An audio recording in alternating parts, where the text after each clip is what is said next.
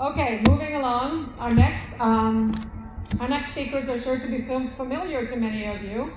This lovely couple has been married for 37 years. I have been blessed with 4 children and 15 grandchildren. Many of you will have seen them on their show on EWTN called At Home with Jim and Joy.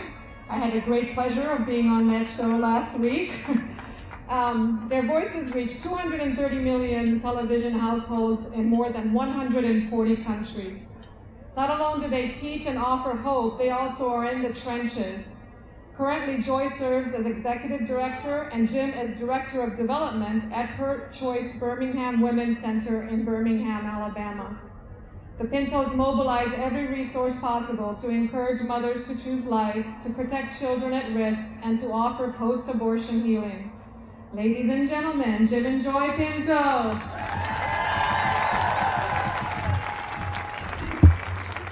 Well, thank you. Thank you for coming out. Silence in the face of evil is in itself evil. God will not hold us guiltless. Not to speak is to speak. Not to act is to act. And that's a great quote from a martyr, Dietrich Bonhoeffer. I want to bring to you one of the great heartbeats of the pro-life community. Pregnancy medical centers, pregnancy resource centers all over this country. There are about 2,000 of them. And every single day, we lift the veil of deception. We get to share with these beautiful young women and men who come into the center scared, full of anxiety, hopeless, and confused. And they've been told the lie from the pro-abortion community that abortion is their only option. And yes, there is a war on women, but we are not declaring the war. We have come to set women free. Because just like Rebecca stood here before you, she too was told to lie. Rebecca, there's no turning back when you take that first pill. And I've met with girls who've taken an abortion pill, and their fear is, oh my God, what have I just done? And they go home and they deliver dead babies in their home. The abortion industry wants it removed from them and to put onto you, the consumer, so that you would remove the product. It's not a product. It's a human being. It's been given a life. It has a soul. It has human dignity, value, and worth from God Almighty. And we will stand as the pro-life community and take each client one woman at a time and tell her that she is loved and that she is good and that her baby is not a burden, that it is a blessing. And God has a plan, and there's going to be a greater good that's going to come out of this evil. So every single day, we are giving free pregnancy tests. The abortion industry is going to charge her for a pregnancy. We give free ultrasounds. They're going to charge them $150 for their ultrasound. We give them free counseling, free restoration to their lives. But the abortion industry is going to charge them because they're all about greed and death and money. We are about freedom and love and life. And I want to say thank you to the Knights of Columbus, because in 5 years, they have placed 500 ultrasound machines in all 50 states of the United States of America.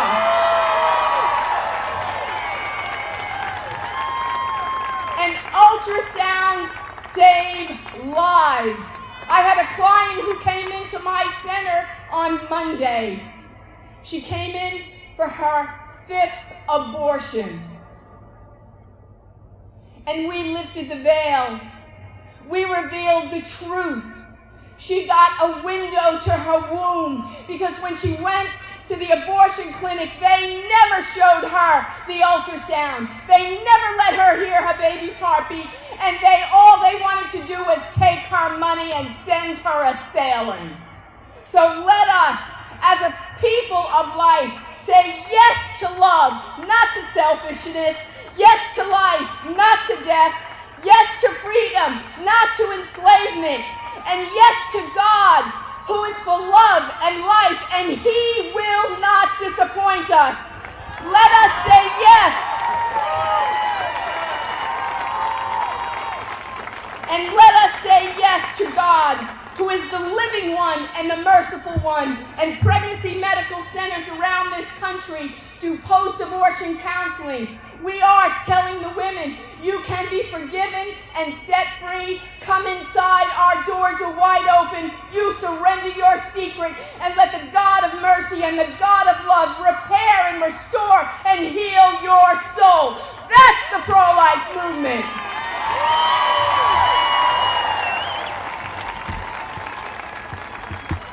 I'm so glad I'm married to her.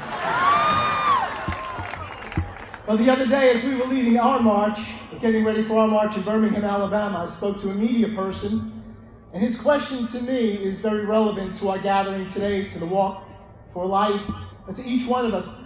This media person asked me, why is this so urgent today? Why is it urgent today? And it was like somebody stuck a lure down into my soul, and my soul latched on to that lure. Why is it so urgent? Why are you so compelled to make the case for life? Can you answer that question? Somehow the Lord, as Joy has said, has lifted the veil from our eyes on the sacredness and dignity, the greatness, the beauty of every human being. Somehow we have come to see that in every face is the face of God, as a wise man said, veiled and in a riddle. God has changed the way we see, and we are changed.